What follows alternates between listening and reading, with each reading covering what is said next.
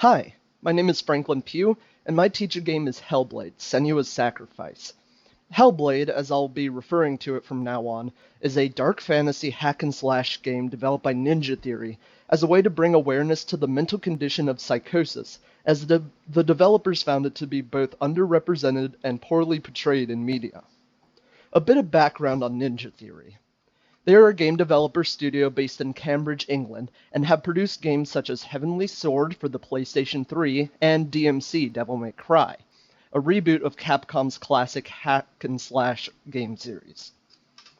So one thing that's different about Hellblade compared to the other games for change that have been shared so far is the scope of its development. Taking one look at the graphics alone, it's easy to tell that this was made by an established studio. However, the studio didn't want to hand over their creative freedom to a publisher, so Tamim Antonidis, founder of Ninja Theory and director of Hellblade, proposed the concept of the AAA independent game.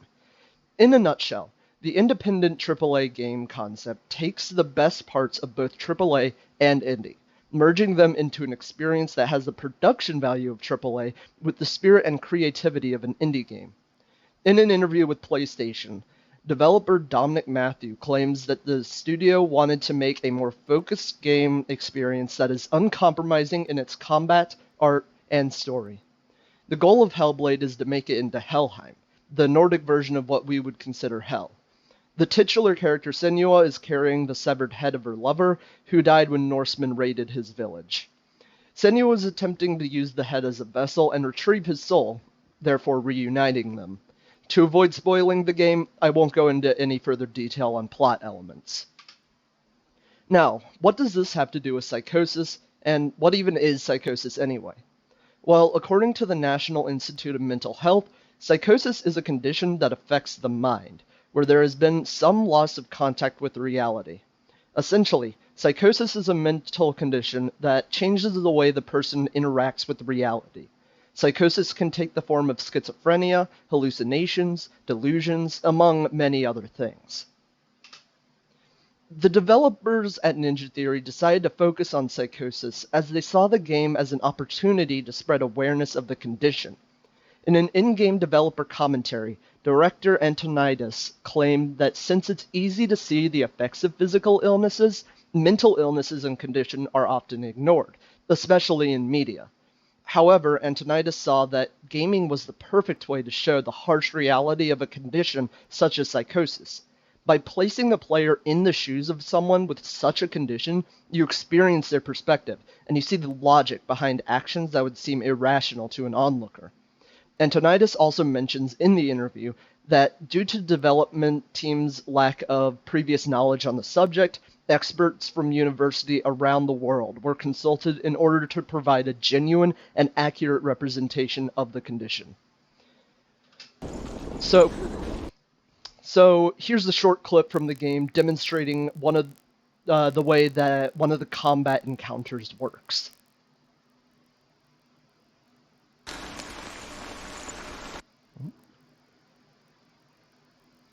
Here it is.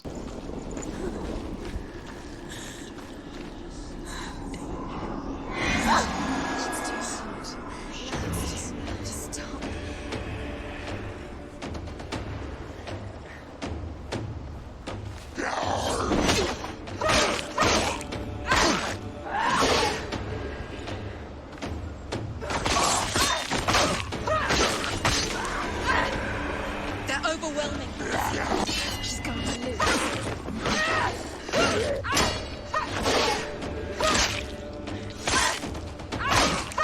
Finish this. End it now. So, as you can see from the clip, Senua suffers from very severe psychosis, with constant voices appearing in her head, as well as hallucinations seen with the demons that she's fighting, which are heavily implied to be the inner demons of her mind. As well, you can see sometimes that the reality itself will fracture into small pieces, showing the inner delusions in her mind. So, aside from the combat, there are as well puzzles to solve, which also utilize parts of Senua's psychosis.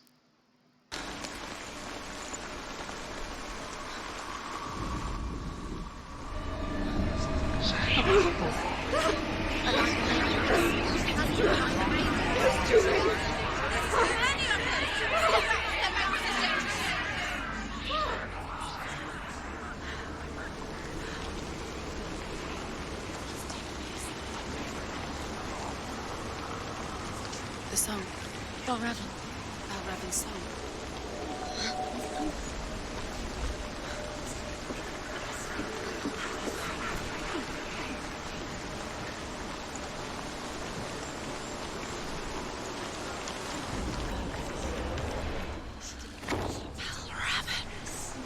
Broken. The gate is open. Open. She did it.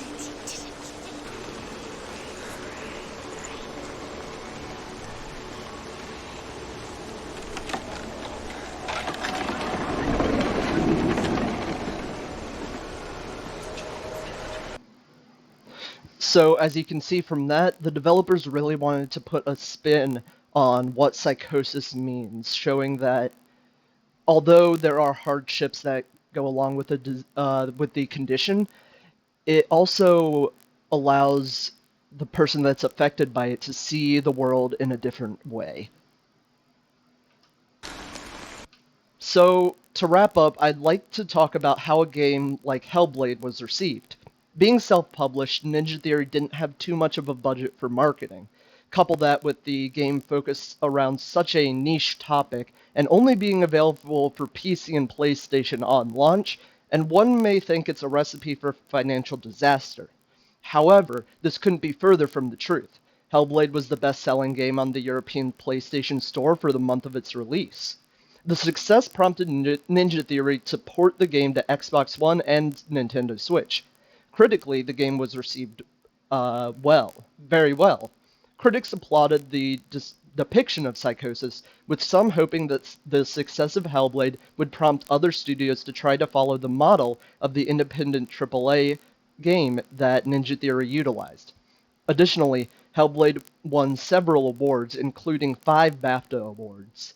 As a side note, a sequel titled Senua's Saga: Hellblade 2 was announced in late 2019, however, very little is known about it at the time. So that concludes my presentation on Hellblade. Thank you all for watching, and if anything I said interests you, or if you'd like to see a really fantastic interpretation on psychosis, I highly recommend that you pick up Hellblade and try it for yourself.